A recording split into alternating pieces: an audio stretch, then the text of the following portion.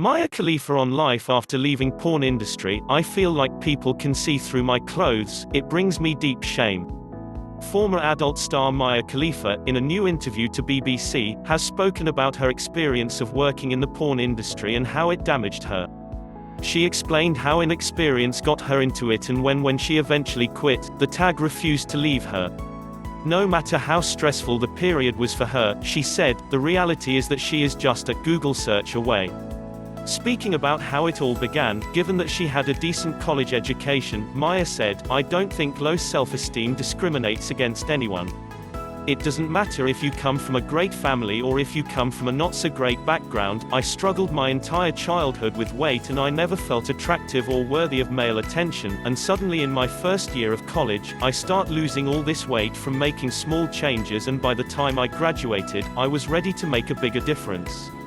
I felt extremely self-conscious about my breast because that was the first thing to go when I lost weight.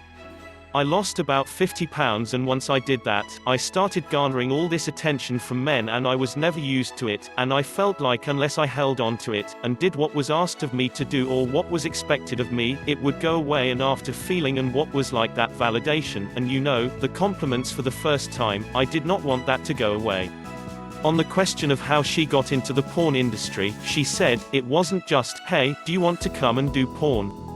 It was more so, oh, you're beautiful. Would you like to do some modeling? Oh, you have a great body, I think you should do nude modeling, things like that. And after I came and toured the studio, it was very respectful. It was clean. Everyone who worked there was nice, like it was nothing dodgy or that made me uncomfortable. On the question on whether or not she had a lawyer to take her through the paperwork, she replied, what 21-year-old has a lawyer on retainer? Answering queries on how stressful the experience has been, more so today, after she had moved on, she said, I think post-traumatic stress kicks in mostly when I go on public. Because the stares I get, I feel like people can see through my clothes.